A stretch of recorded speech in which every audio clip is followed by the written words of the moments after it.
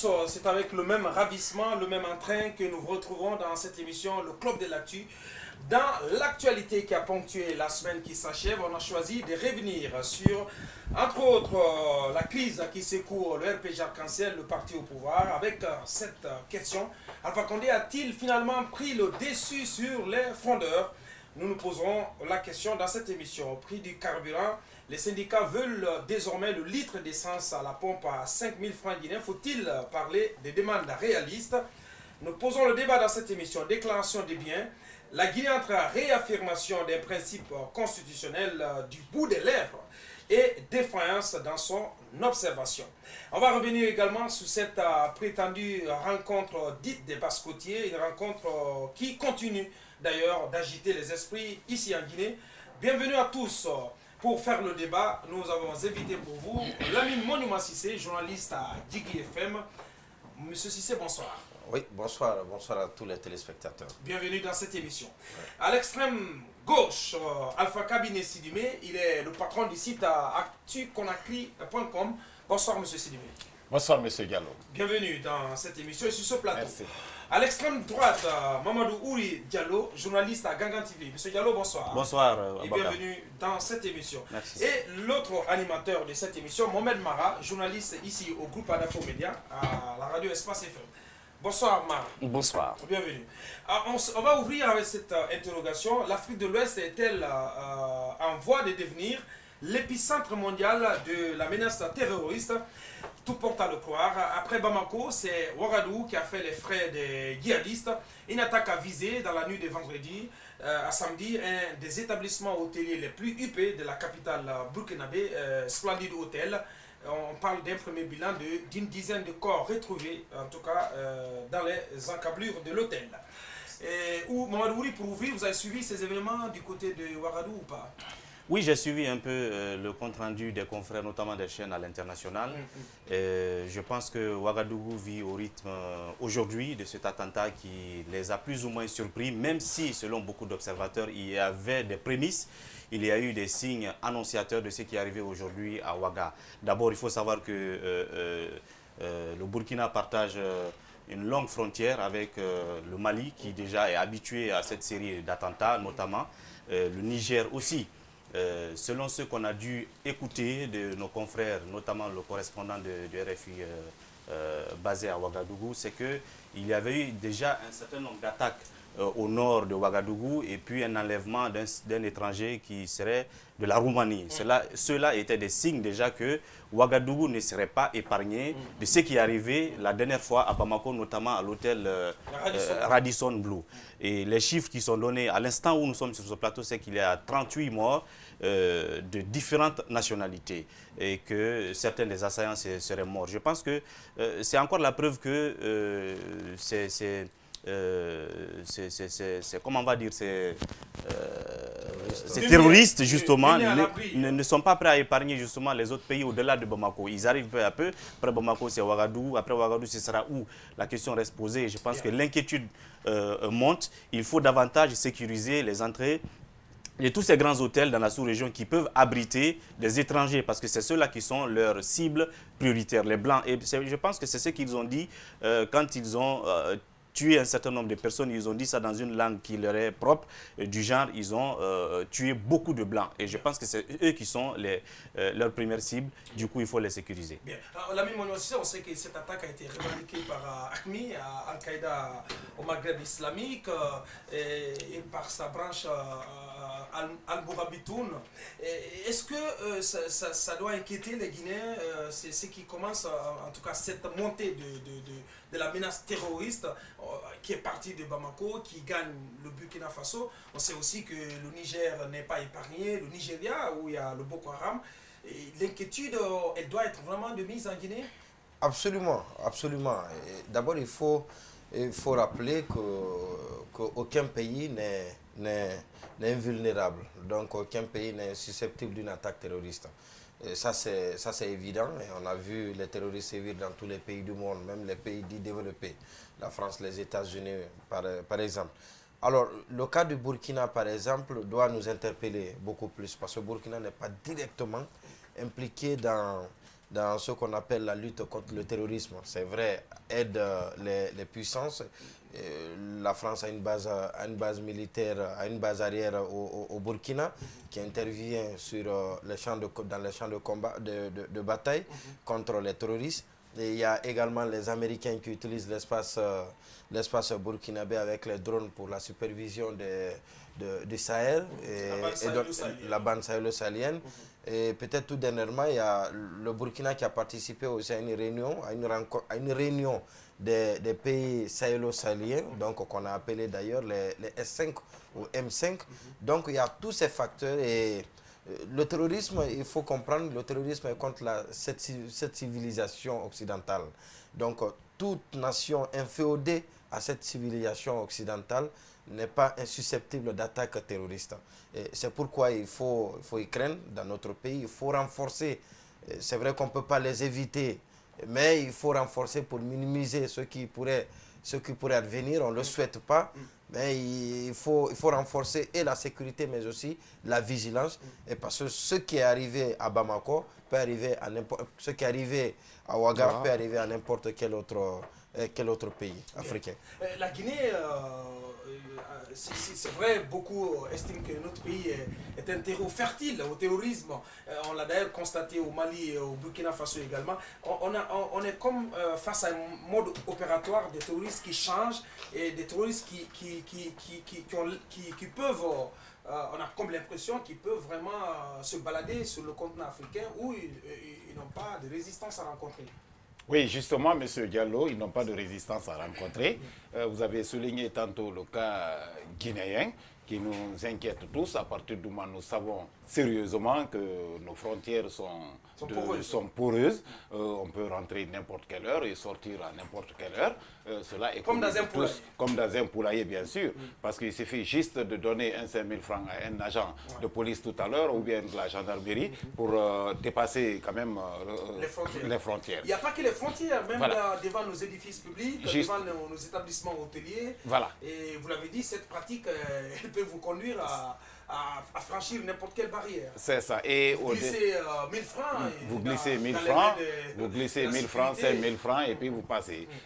Cela est tangible. Il suffit juste de circuler un peu à Conakry la nuit pour se rendre compte de ce danger quand même qui passe à l'inaperçu, qui est connu de tous. Le problème, Sidibé, c'est qu'apparemment, le gouvernement guinéen n'a pris aucune disposition, malgré l'avancée de la menace terroriste. Oui, malgré l'avancée, malgré, je ne dirais pas que le gouvernement n'a pas pris des mesures, n'a pas pris une mesure par rapport à ça. C'est l'impression qu'on a. Voilà, c'est l'impression qu'on a quand même de toutes les façons. Mais au-delà de tout ça, ce qui est l'autre aspect aussi qui est très important, même au Burkina ce matin et à partir d'hier d'ailleurs et jusqu'à ce matin, voici ce qu'on a observé. Ce sont des parachutistes étrangers qui seraient intervenus, qui sont d'ailleurs intervenus au Burkina pour libérer. Voilà, c'est ça. C'est pour dire que dans les différents corps des armées africaines, nous ne rencontrons pas ces genres de parachutistes, d'unités, d'élite quand même pour pouvoir libérer ces étrangers qui viennent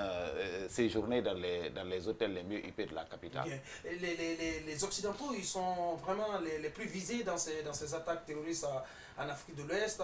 Je reviens sur cette question, Mohamed. Est-ce que l'Afrique de l'Ouest est en voie de devenir l'épicentre mondial de la menace terroriste? Et cette autre question, est-ce que l'Afrique de l'Ouest, vous la sentez prête à aborder, à faire face à cette crise, à cette menace? Écoutez, le phénomène de terrorisme dans la sous-région, on ne peut le comparer qu'au récent fléau que 3 pays ont connu, c'est-à-dire Ebola. C'est un mal qui frappe, qui vous surprend. Au moment où vous pensez avoir pris toutes les mesures, il ressurgit ailleurs sous une autre forme. Donc, il ne peut pas y avoir également de lutte sérieuse en s'enfermant sur soi-même. Ce n'est pas possible. Pour lutter aujourd'hui contre le terrorisme, il faut nécessairement conjuguer des efforts, mais ensemble. Mais il y a un risque dans cette affaire qu'il ne faut pas oublier. Et Ouagadougou, toute la nuit de vendredi à samedi, a été survolé, notamment par des avions et des drones américains. N'oubliez pas que AFRICOM, qui a été une recommandation des États-Unis, cette pression qui a été, disons, faite sur beaucoup de gouvernements africains pendant de longues années, rappelez-vous que le Mali a été le premier pays à avoir dit non, justement, à AFRICOM, justement, qui devait être la base arrière de l'armée américaine sur le continent. Aujourd'hui, AFRICOM existe, mais a son QG en Allemagne. Donc, vous imaginez, parce que si on n'y prend pas garde, je crois qu'on est en train aujourd'hui de servir de base arrière à une guerre qui n'est pas forcément la nôtre.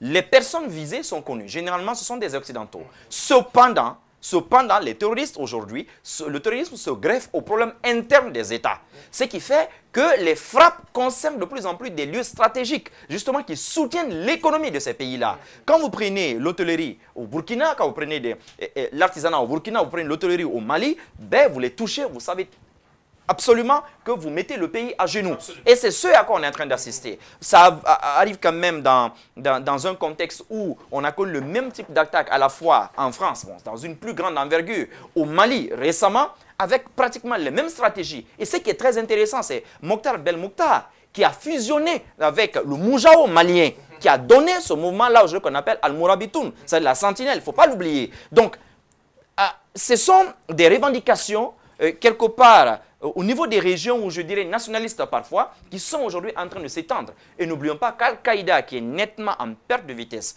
sur le plan international dans le terrorisme par rapport à Daesh par exemple, qui a pris énormément d'envergure ces derniers temps, aujourd'hui, Al-Qaïda, on a l'impression, est en train de se replier sur l'Afrique. Ou quand même, Al-Qaïda trouve un terreau fertile. N'oublions pas qu'à ces heures perdues, même Boko Haram a appartenu à cette nébuleuse-là, avant de virer plus tard pour Daesh. Donc, je me dis que pour lutter contre le terrorisme, il faut nécessairement commencer par résoudre d'abord les problèmes internes.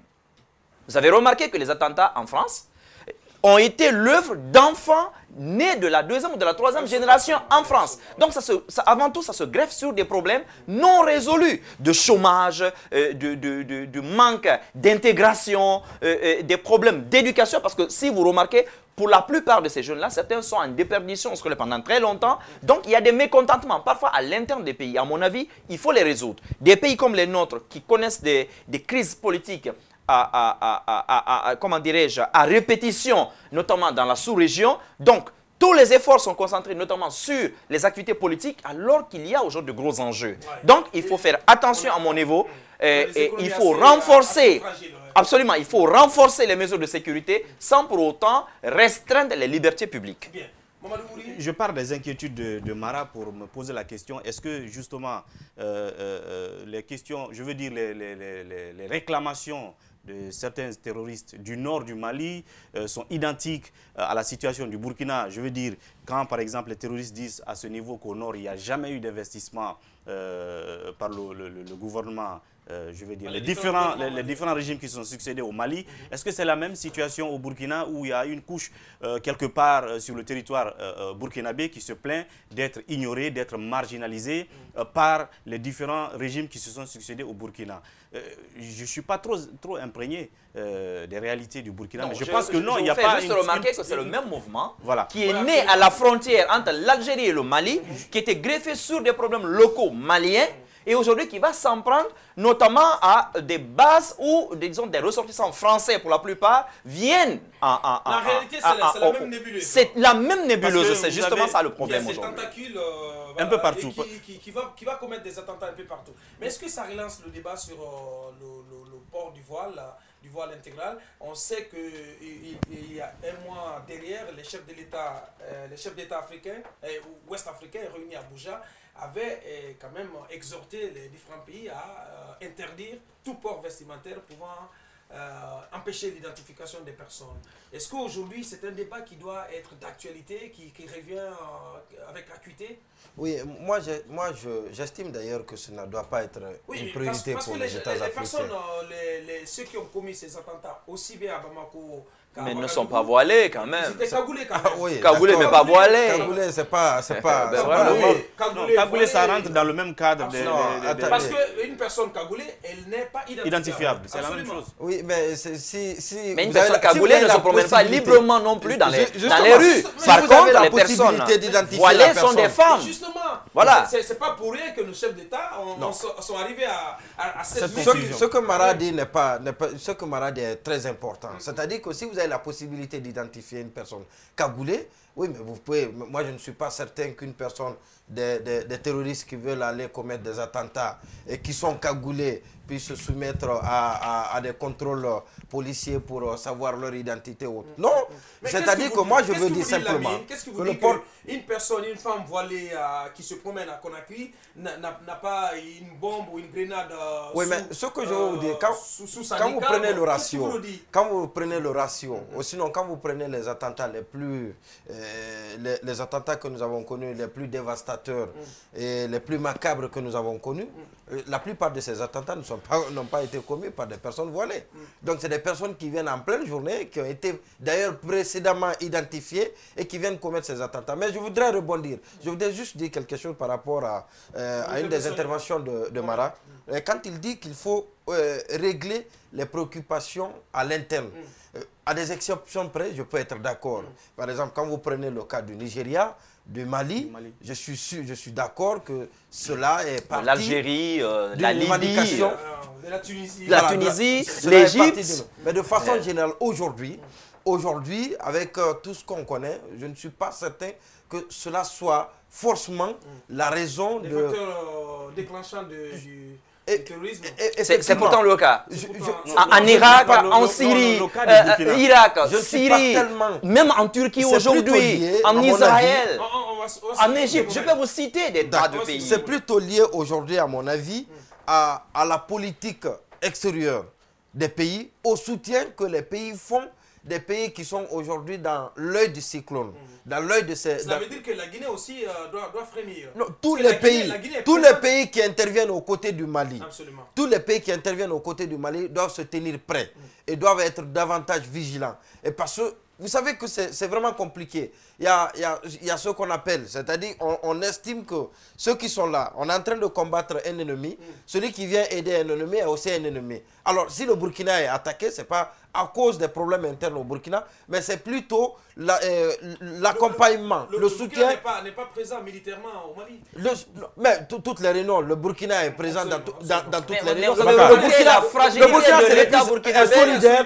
En plus, il y a toutes les bases arrière. En fait, tous les pays de la bande sahélo-saharienne justement sont présents au Burkina.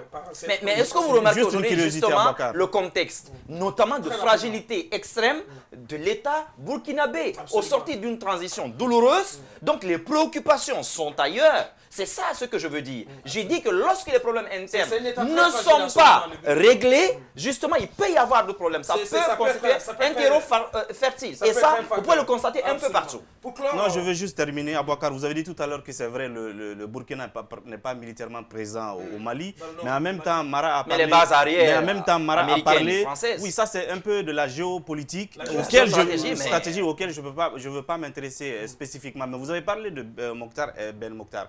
Quand je suivais par exemple le direct ce matin, j'ai vu que selon certains analystes, bien entendu, experts de la question, des questions internationales, qui disent justement que le monsieur, sa tête a été mise à prix par le patron de Daesh. Du coup, ils sont dans une sorte de rivalité d'attentats, si vous voulez. Donc, le cas du Burkina, est-ce que ce n'était pas justement une facilité pour eux d'accéder à la capitale, de se manifester et de démontrer justement au patron de Daesh que c'est vrai que son prix est mis à prix par le monsieur, mais qu'il est capable, lui, justement d'être présent un peu partout en Afrique, tout comme Daesh le fait à l'international et quelque part ici en Afrique. Bien. On va poursuivre cette émission. On en vient à cette prétendue rencontre dite des Basse-Côtiers. À Actu Conakry, Sidimé, comment est-ce que vous avez vu, vous avez suivi cette actualité, de quel œil vous l'avez observé? Est-ce d'abord cette question qui se pose toujours, est-ce que cette prétendue rencontre s'est tenue? Actu Conakry a dit oui, de toutes les manières, vous avez les enregistrements, il me semble. Oui, bon, je n'ai pas les enregistrements de la rencontre. Ne leur fais pas dire ce qu'ils n'ont pas dit. Je vois que mon frère Mara est prêt à me taquiner.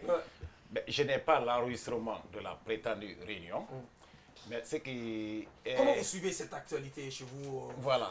Je pense votre site ActuConakry. Voilà, au sein du site d'information actuconakry.com.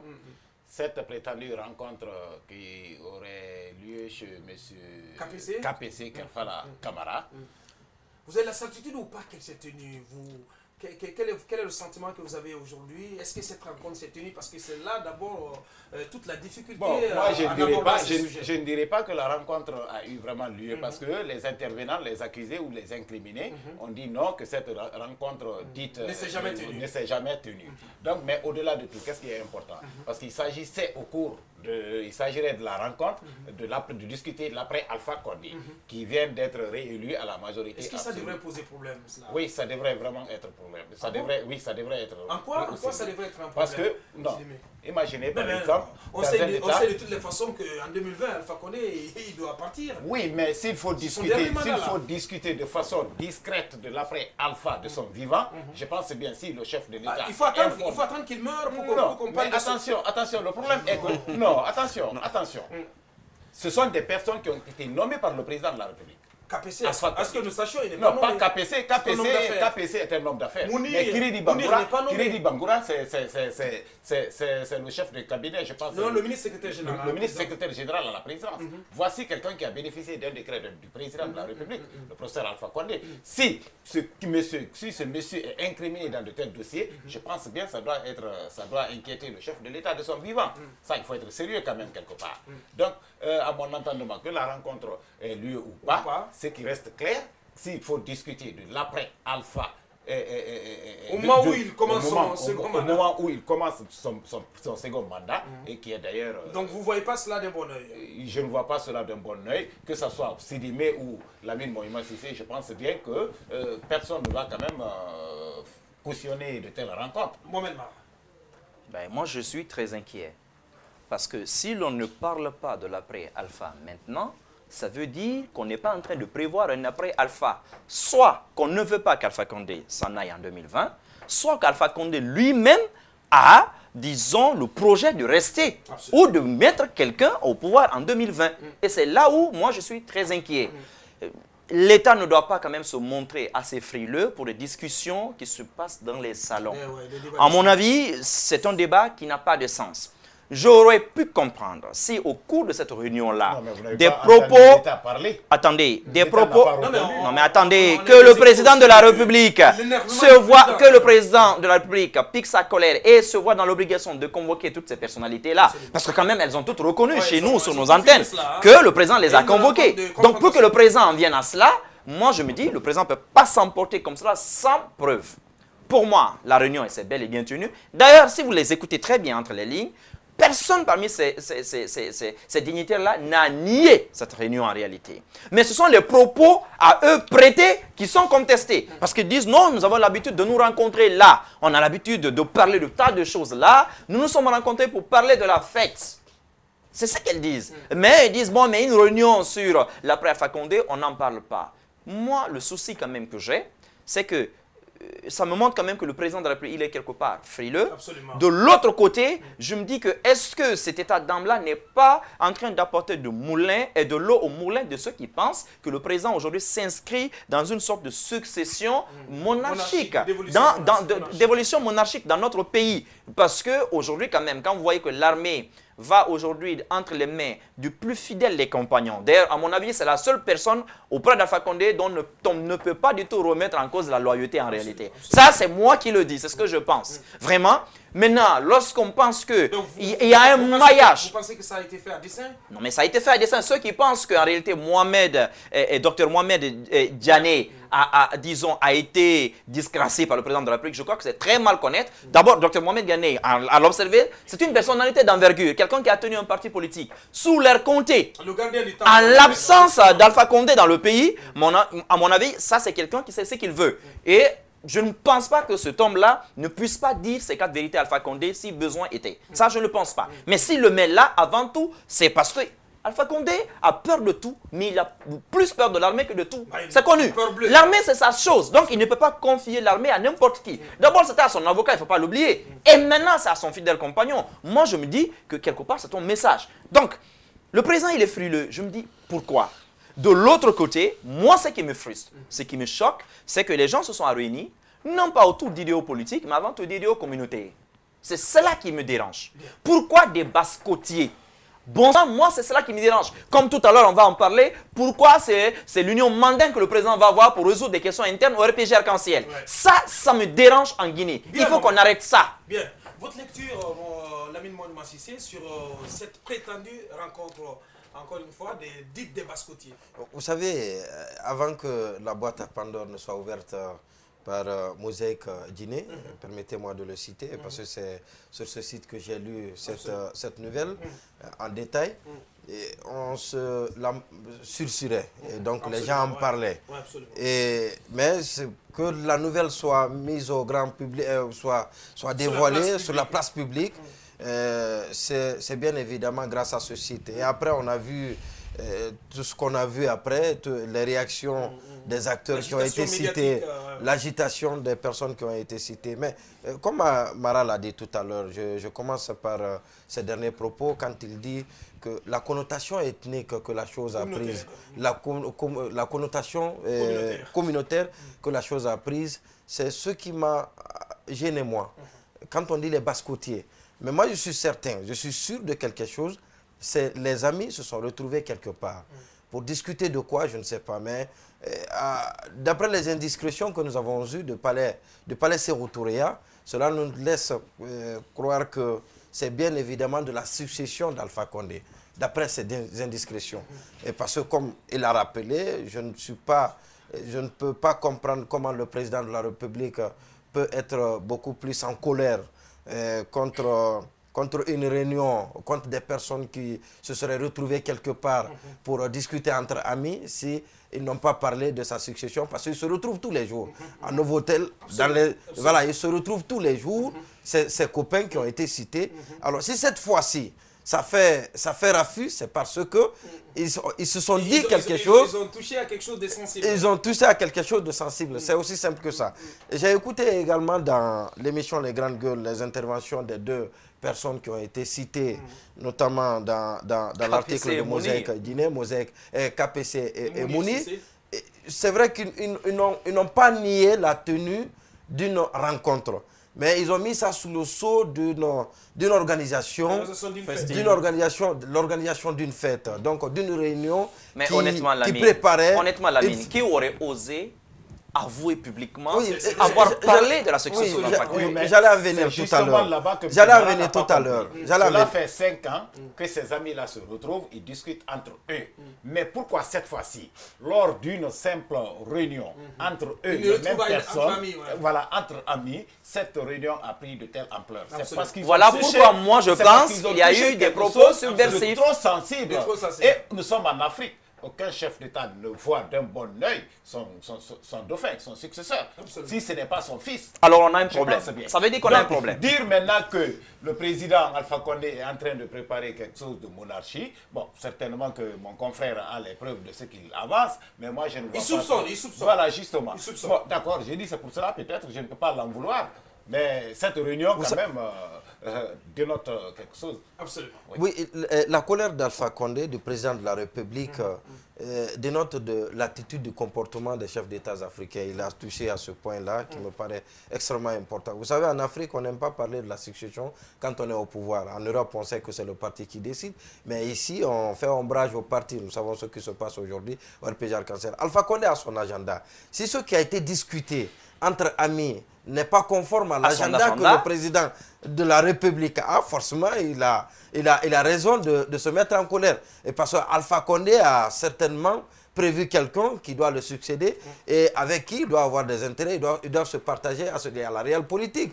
Et donc, moi, je suis d'accord, ce n'est pas seulement Alpha Condé, ce n'est pas seulement propre à Alpha Condé, tout autre président africain, je dis bien, dont la succession ne se passe pas à partir du parti qui l'a désigné et qui l'a fait élire président de la République. Donc tout autre président africain adopterait la même attitude et réagirait de la même manière que Alpha Condé l'a fait. Mais c'est regrettable et parce que s'il a son dernier mandat, il doit donner la liberté aux gens de réfléchir, de penser et de préparer son après-mandat, c'est important.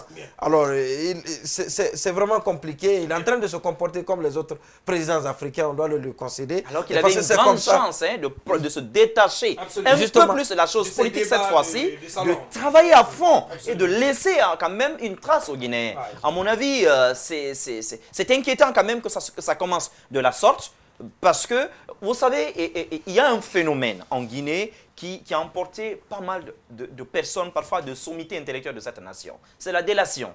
C'est un sport qui est extrêmement pratiqué dans les hautes sphères en République de Guinée. Vous avez des ministres en Guinée qui sont partis de leur fonction uniquement sur la base de colibets ou de délation auprès du président de la République, sans qu'on ne vérifie. Oui, et c'est là où, à mon avis, le président... Par contre, il y a certains cadres aussi qui le cautionnent, parce que c'est à l'issue de cette rencontre dévoilée par Mosaïque Guinée, qu'on a vu sur un autre site aussi, la prétendue démission de Kiridi Bangoura, qui faisait allusion à la réunion.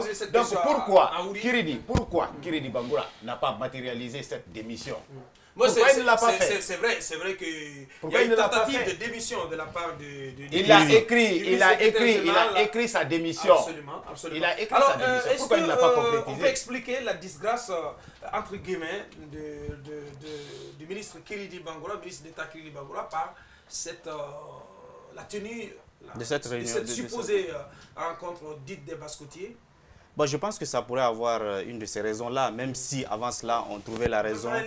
On peut faire un lien, même si on trouvait les raisons dans le fait que Kiridi aurait été un peu ignoré par le président dans les dernières décisions. Suite justement à cette réunion, aux échos de cette réunion, le président a dû décider justement de l'éloigner de ces décisions qu'il a prises successivement, notamment les derniers délais, décrets qu'on a connus, la nomination du Premier ministre et tout ce qui s'en est suivi. Mais moi, la question que je veux me poser... Vous imaginez que Kiridi est arrivé à la RTG avec, disons, la liste des membres du gouvernement, et plutôt le Premier ministre, une enveloppe scellée. Tout à fait. Il ne savait pas, alors qu'il est supposé être, disons, la personne la plus proche du président quand même au quotidien. Il est arrivé avec une enveloppe scellée dont il ne connaissait pas le contenu.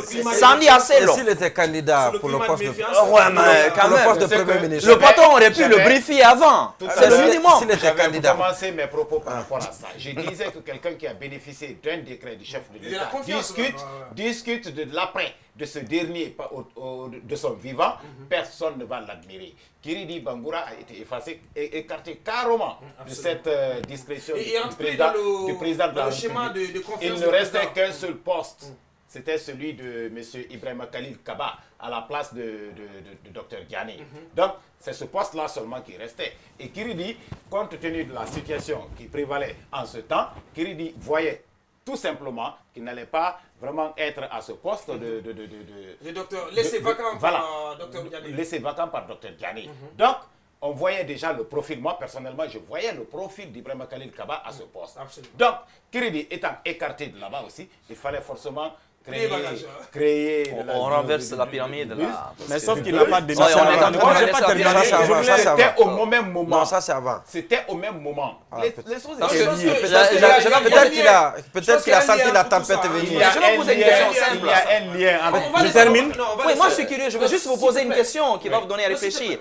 Dans les conditions normales, d'accord? Dans l'organigramme, et au niveau de Sékou Touré, on le sait, oui. qui a la prééminence sur l'autre? Est-ce le ministre secrétaire général? C'est le ministre secrétaire général ou le ministre directeur de cabinet? Dans les conditions normales, c'est Kiridi qui passe avant docteur Ibrahima Khalil Kaba.